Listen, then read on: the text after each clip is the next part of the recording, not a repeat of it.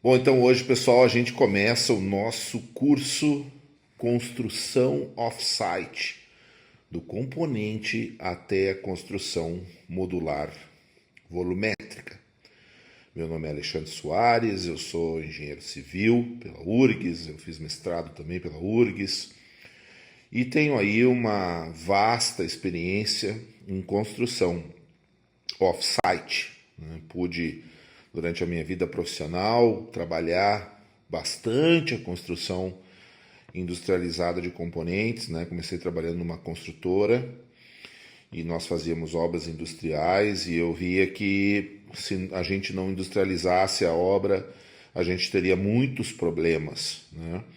Então comecei um processo, usava sempre pré-fabricado de concreto, metálico, fachadas, o gesso acartonado, enfim, fui introduzindo ao modelo de construção a construção off-site. Esse foi um grande projeto que fizemos no Rio Grande do Sul, o Hospital Moinhos de Vento, e a gente fez vários componentes do projeto industrializado.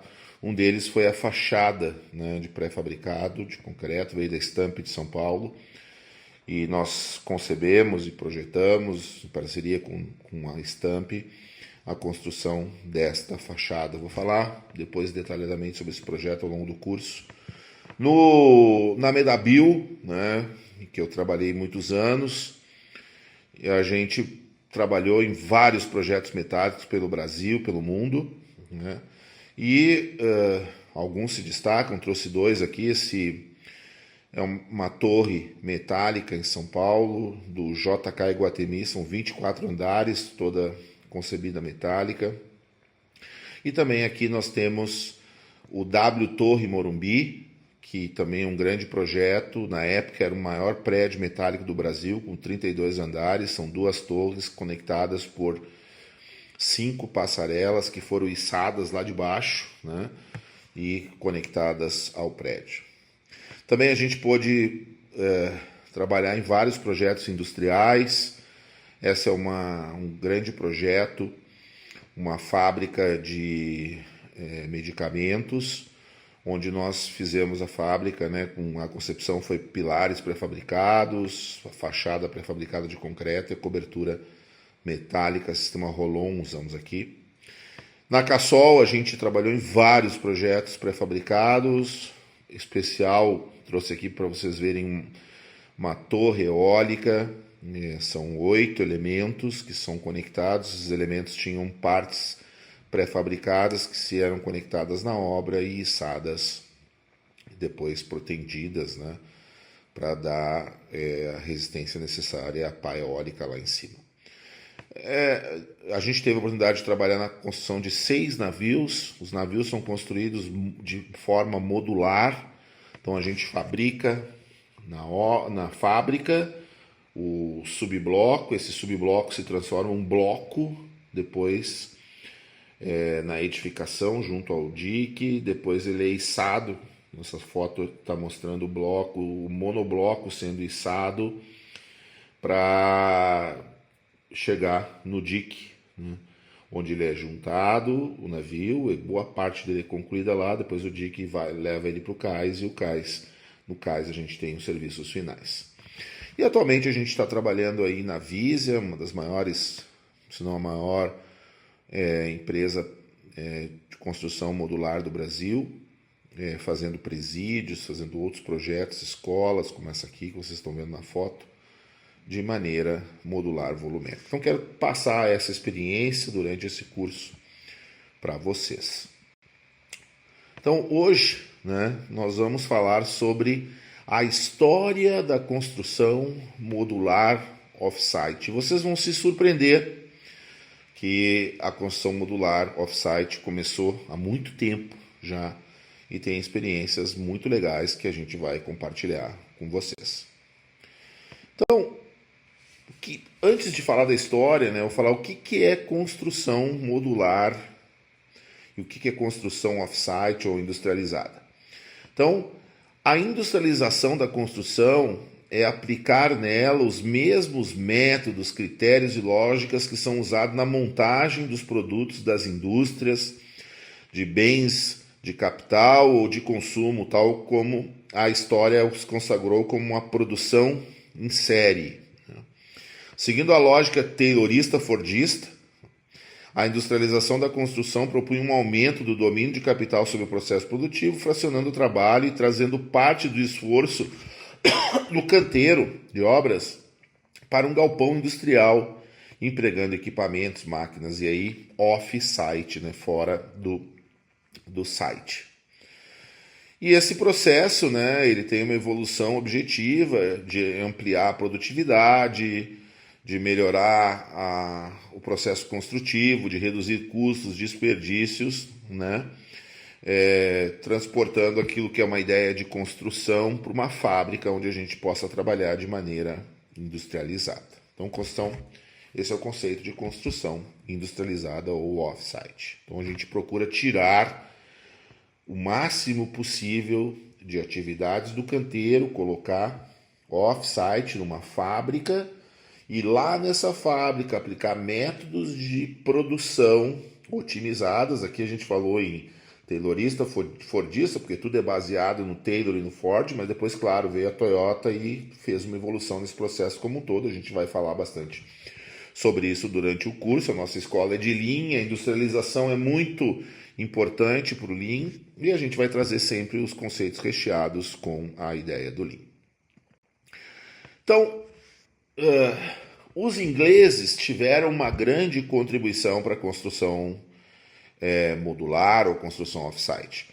Então, para o esforço de colonização no século XVI e XVII, os britânicos manufaturaram os componentes e enviaram para locais como Índia, Austrália, África, Nova Zelândia, Oriente Médio, colônias, né, da Inglaterra, que precisavam lá, para as pessoas que estavam indo para lá colonizar esses povos, os ingleses, eles precisavam ter local para morar. E aí, como não tinha nada nesses locais, era muito arcaico, muito sem civilização, precisava da colonização, né? Então os ingleses faziam nas suas fábricas na Inglaterra e mandavam para lá de barco. Em 1624, os britânicos produziram casas na Inglaterra, né, em kits, e enviaram para serem finalizados no varejo de Cape Ann, onde hoje é a cidade de Massachusetts. E aqui tem uma foto aí desse vilarejo de Cape Ann. De 1700 a 1800 eles enviaram casas, lojas, hospitais, cabanas pré-fabricadas para a Austrália, uma das suas colônias. Em 1830, um carpinteiro, né, e construtor chamado John Manning desenhou uma confortável cabana fácil de ser construída. A cabana possuía componentes padrões e uma ótima coordenação modular.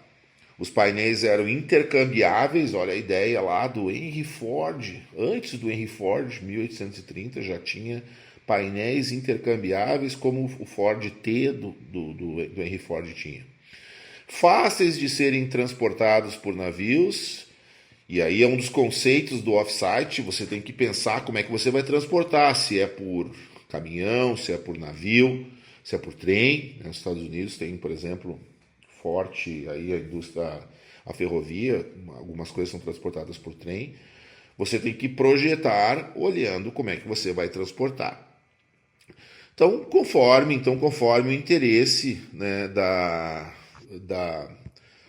colônia britânica, essa cabana podia ser deslocada, e aí já entra um dos conceitos, que é a construção off-site móvel, né, que é uma das características da construção. Também pode ser móvel ou não, o off-site ou modular também, mas é uma das características e nascia aqui já em 1830. Né?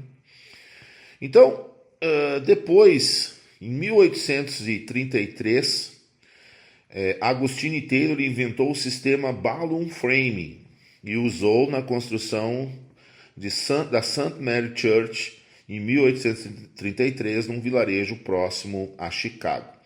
Esse sistema permitiu a produção em massa de residências, facilitado pela abundância de fornecedores de madeira nos Estados Unidos e rápida expansão industrial. Mais de 150 casas foram construídas em Chicago entre a primavera e o verão de 1871. Então, no Bellum Frame, eles inventaram, que hoje ainda é muito usado no steel frame, o conceito é igual, eles conseguem levantar um painel que vence toda a parede. Então, às vezes, esse painel era fabricado, montado, vinha em kits, montado na própria obra e içado, como um tilt-up, e com isso se tinha grande velocidade no processo construtivo.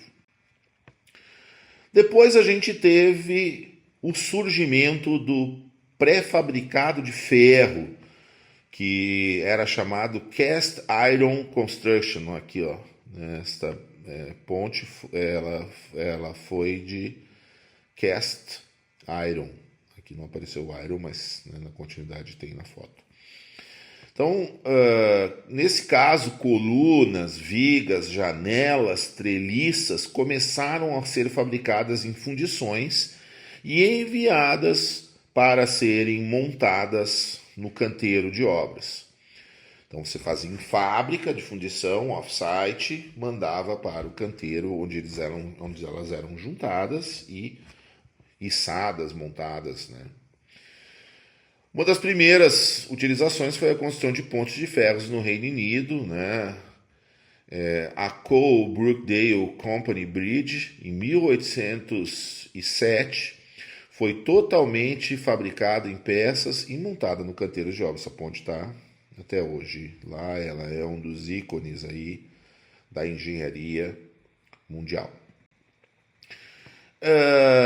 Na sequência, tem uma construção muito importante também, feita na Inglaterra, que foi o Crystal Palace, para a grande exibição de 1851 na Inglaterra, em Londres, lá no Hyde Park.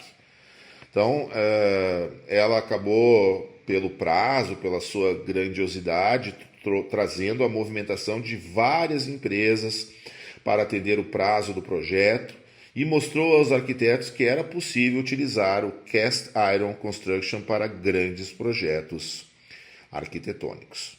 E trouxe essa quebra do conceito que o aço não conseguia trazer obras bonitas, e esse projeto é um projeto muito, muito lindo.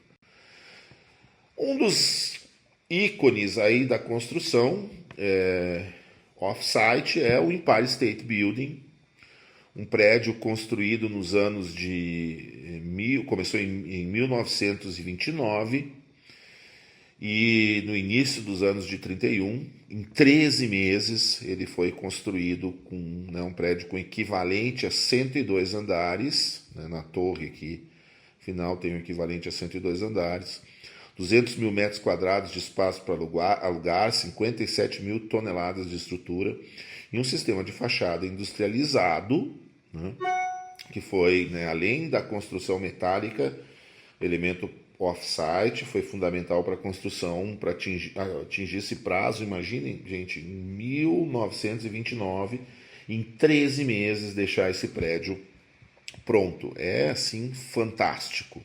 É sensacional como engenharia.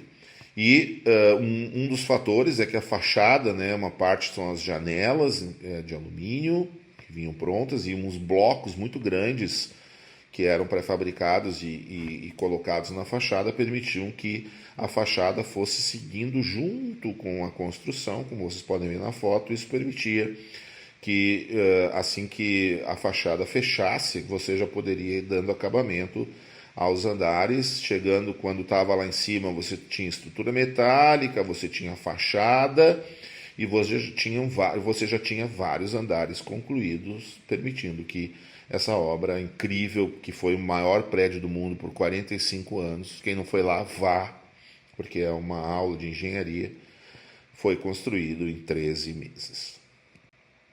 Depois a gente teve a invenção do aço corrugado, aqui tem uma fotinho da patente do aço corrugado. Então, o aço corrugado, que no início até apresentou problemas de corrosão, e aí surge então o Hot Dip Galvanized Metals, a galvanização, né, do material, tornando o aço uma grande alternativa para a construção de telhados e de fachadas. Então aqui vocês podem ver um predinho, né, que foi usado aí para as tropas na Segunda Guerra Mundial. Esse ferro, né, foi largamente usado no kit homes para a Segunda Guerra Mundial, para a era do Gold Rush. Gold Rush foi o encontro, os americanos encontraram ouro, né, lá para o lado da Califórnia, Sacramento, aquela região. Eles construíram uma estrada que ligava Sacramento até Chicago e o outro lado dos Estados Unidos para transportar o ouro. E precisava cabanas locais para as pessoas que trabalhavam na construção fazer a estrada. E isso foi feito, né, com esses kit homes que iam prontos, industrializados e somente montados lá no canteiro, e depois foi utilizado, né, chamado Concept Huts, na Segunda Guerra Mundial. Outro ícone aí que trouxe, que a construção off-site tem no mundo, é a produção em massa das kit homes nos Estados Unidos. Então, influenciado pela ideia de casas de catálogo dos kit homes da era do Gold Rush, como eu falei anteriormente, da Gold Rush, os kit homes se expandiu muito nos Estados Unidos, e duas empresas se destacaram na época, Sears e a Aladdin. A Aladdin é uma empresa interessante. Eles diziam assim que, né, você construía a sua casa em um dia, né? Então quem conhece, aqui está o anjo da lâmpada do Aladdin, né? Quem conhece a história do Aladdin, aqui ó, Head Cut Homes, então casas prontas, cortadas. Dizia que o Aladdin, né, foi um chinês lá, esfregou a lâmpada, saiu o Aladdin, e os chineses tinham um grande sonho, que era ter um grande palácio construído numa noite. E esse cara que esfregou a lâmpada e saiu lá, o gênio, pediu isso para ele. E aí, numa noite, foi construído o grande palácio. E aí, essa empresa usou, né, desse artifício de marketing, dizendo que era construído em um dia, né, building a day.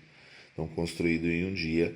As casas que vinham prontas, cortadas, né, vocês podem olhar aqui os catálogos, vinha tudo prontinho e era construído. E também achei muito interessante esse conceito do dollar a note, então, guarantee. Então, eles diziam assim, como o nó, né, na madeira é um ponto frágil, um problema de qualidade, eles diziam que para cada nó que o cliente encontrasse na madeira, eles devolviam $1 como garantia, significando que eles assumiam que a madeira deles era muito boa. Então, estratégias interessantes, né, de marketing, mas que traziam, né, esse conceito da construção rápida off-site, né, no crescimento americano.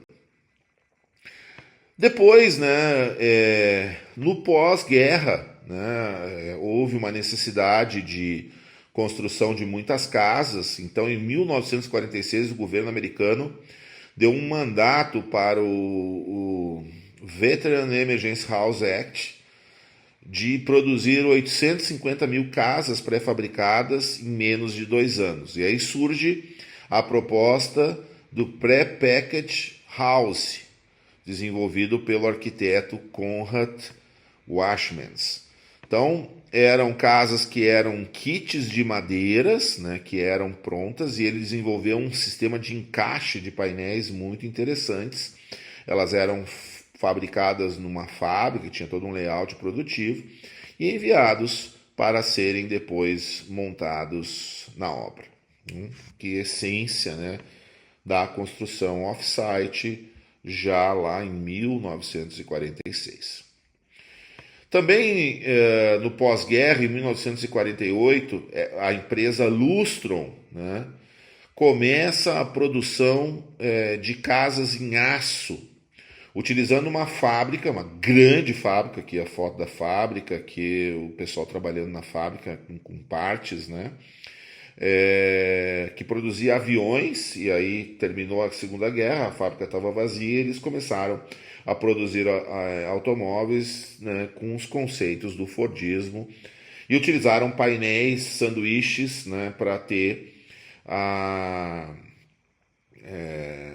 o conforto térmico e acústico nas suas construções. Aqui alguns idealizadores com todas as partes. O componente tinha em torno de 3.000 componentes, que a casa sendo construída, que um caminhão que transportava essa casa.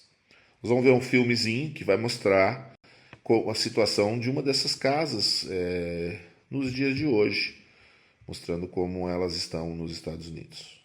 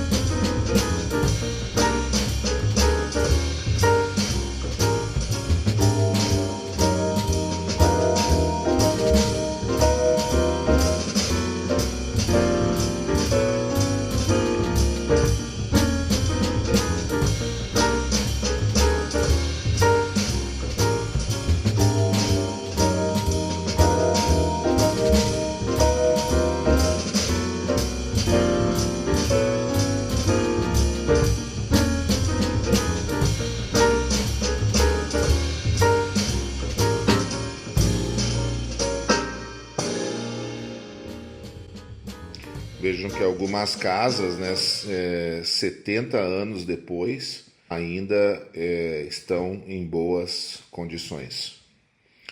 Eles também produziam os móveis metálicos e entregavam, né, o modelo americano entrega os móveis básicos do projeto junto com a casa. Então já entregava toda a parte de mobiliário principal, né, cozinha, armários e tal, incluído no projeto. Em 1956, surge uma associação chamada Metal Building Manufacturing Association, que juntou, né, para construções não residenciais metálicas um grupo de empresas que faziam construção, né, chamado Pre-Engineering Building, ou seja, aquilo que era fabricado em componentes, como aquela ponte que eu mostrei lá atrás, mas agora já utilizando aço, e levando para os canteiros, né, e fazendo galpões, prédios, escritórios comerciais. A Butler, que é a principal empresa americana de Pre-Engineering Building, começou construindo silos, construiu até aviões e depois se tornou um dos grandes players aí desse mercado. Então também na construção, né, pré-engineering building, a gente vai falar numa aula específica sobre isso, mas constrói os elementos, né, em aço na fábrica, que depois são transportados e montados no canteiro. Em 1968 surgiu o chamado Habitat 67, um conjunto de 156 casas, né, construídas em Montreal, no Canadá. Então, primeiro foi desenhado pelo arquiteto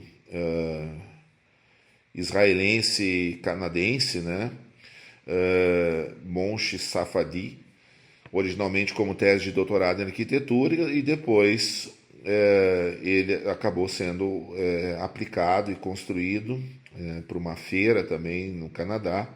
São 364 blocos para 158 casas construídas em concreto armado. E surge o concreto armado como um elemento de construção off-site. Aqui a gente já tem blocos, né, de construção 3D, né, o modular, volumétrico, que são construídos numa fábrica, fabricados e depois transportados para o canteiro. Em 1972 surge o Nakajin Capsule Tower, né, do arquiteto Kurokawa. Então, ele originalmente foi projetado um hotel para trabalhadores noturnos que eram incapazes de ir para casa depois do horário de trabalho, e baseava nos usos de cápsulas que poderiam ser extraídas posteriormente e substituídas, se for o caso. Aqui pode ver no projeto, tem uma conexão por parafusos metálicos, chapas metálicas que podiam retirar, eventualmente substituir por uma cápsula mais moderna, no caso. Então eram cápsulas, né, que tinham tudo aqui dentro que precisava, e as escadas e o elevador no centro. Mas foi um projeto bem icônico, né? As cápsulas foram completamente fabricadas em uma indústria e ironicamente, ele nunca foram substituídos até a sua destruição.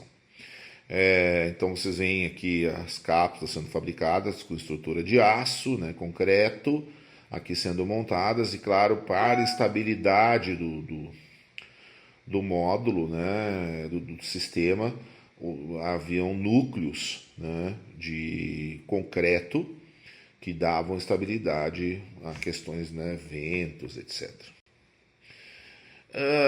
E aí, a China, em 2012, ela constrói um prédio de 30 andares em 15 dias, escandalizando aí o mundo. Então, nesse prédio, os elementos, né, eram modulares, foram todos fabricados antes e levados os conjuntos com aplicações em algumas coisas eram feitas lá no canteiro. Vamos ver o vídeo.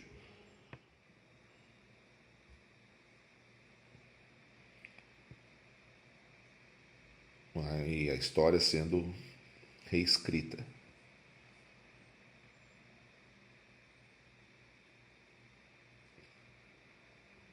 Então vocês veem o prédio sendo construído rapidamente. Aqui vai mostrar um pouco das fundações, né? Executada com estacas off-site pré-fabricadas de concreto. Depois aí na empresa, na fábrica, a construção dos elementos modulares e o que, né, pisos, instalações em tetos e pisos já eram montados na fábrica, testados as luminárias. Depois o conjunto, né, com algumas coisas que os elementos que iam ser utilizados lá no local já eram içados junto para evitar perdas aí por transporte, né, dos materiais. Então eles eram içados, encaixados, e depois, né, tinha um trabalho local de gesso, fachada de alumínio e vidro, e aí o hotel pronto. Ficou muito bonito. Então vocês vão ver aí um time-lapse montando a construção do prédio.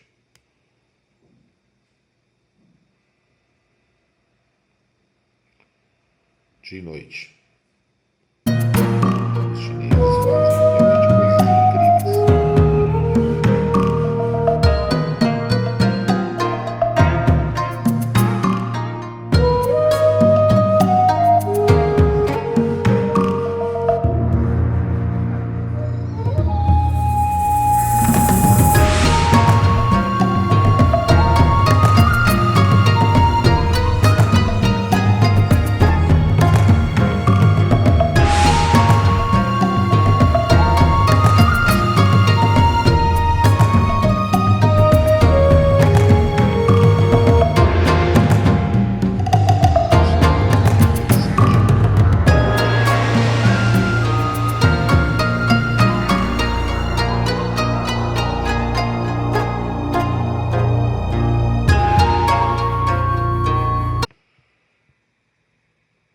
Então, posteriormente, né, em 2016, foi construído esse projeto de Clement Canopy em Singapura.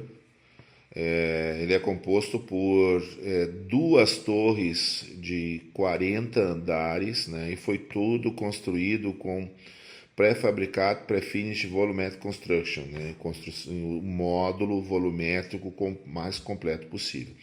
São 505 apartamentos, né, e uma quantidade muito grande de módulos. É o maior prédio modular do mundo. Vamos ver o vídeo também mostrando um pouco desse projeto.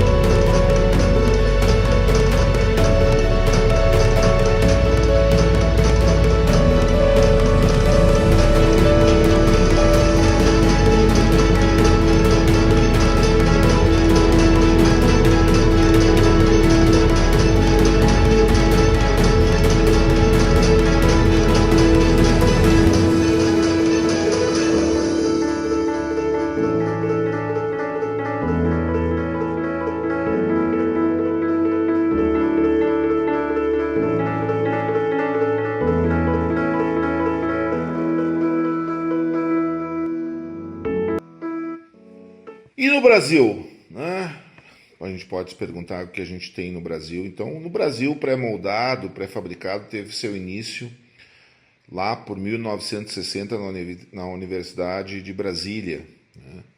Para atender uma demanda aí habitacional, o professor Oscar Niemeyer lidera uma série de projetos, né, como assessor técnico o João Filgueiras Lima, e em 1962 eles projetam uma habitação empilhável utilizando o sistema do módulo tridimensional, que vocês podem ver nessas fotos, que podiam ser empilhados, né? Mas ele tinha 42 toneladas, era bem pesado e precisava de uma indústria de pré-fabricado, acabou nunca sendo implantado.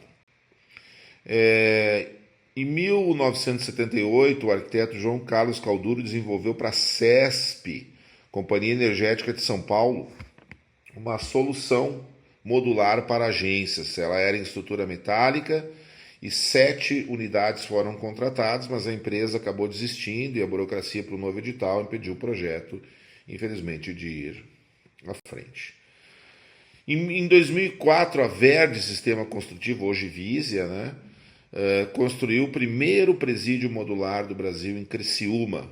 Então, as celas, todas as celas, elas iam, né, modulares prontas, né, para o canteiro, e a passarela superior para que os agentes penitenciários caminhem nessa passarela e façam a gestão, fechando portas e controlando toda a parte de instalações via passarela, sem estar próximo aos apenados. A Verde construiu mais de 100 unidades pelo Brasil, 10 estados ainda, né, constrói hoje celas usando concreto pré-fabricado, painel, camas e pias em GRC, concreto reforçado com fibra. Em 2011, né, nós estávamos lá na Medabio, a gente construiu um prédio, a estrutura e a fachada de um IBIS de 7 andares em 68 dias. Foi um projeto icônico aí também, que a gente pôde trabalhar e participar aí como construção off-site. Vamos ver o vídeo.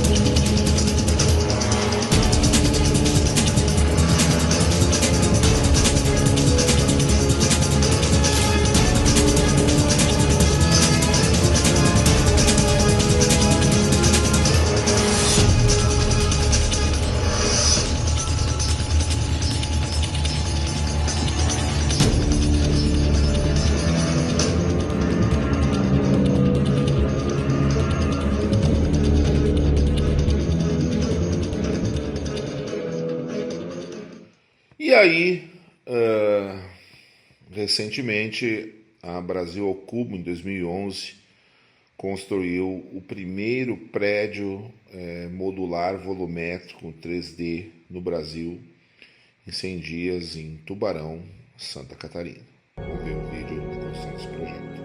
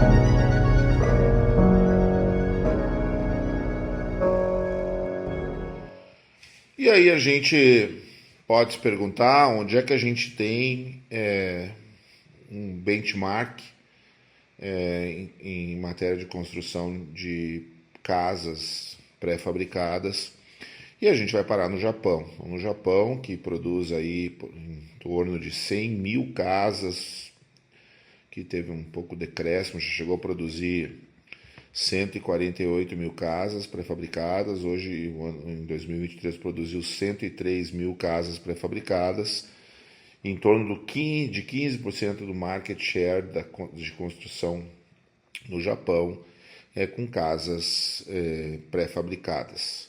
E a gente tem algumas empresas fortes, interessante que muitas oriundas da indústria automotiva, inclusive. Então, a Sekisui House é a maior delas, produz 70 mil casas pré-fabricadas, não só no Japão, em outros lugares também, inclusive nos Estados Unidos. A Toyota Home produz também casas modulares no Japão. A HSH é do grupo Honda, né? E produz também casas pré-fabricadas, eles utilizam wood frame. E a Panasonic Homes também produz casas pré-fabricadas. Então o Japão é a grande referência como benchmarking para o crescimento aí da indústria de off-site. E a Sekisui é a empresa mais evoluída, inclusive mais evoluída que a Toyota, no caso de construção de fábrica, de casas. A gente vai falar especificamente sobre a Sekisui mais à frente aí em nosso curso. Então, convite para vocês é: vamos fazer parte dessa história. Vamos industrializar a construção civil. Let's go, vamos lá. Certo? Até a próxima aula. Obrigado a todos por participar aí do nosso curso. Até mais.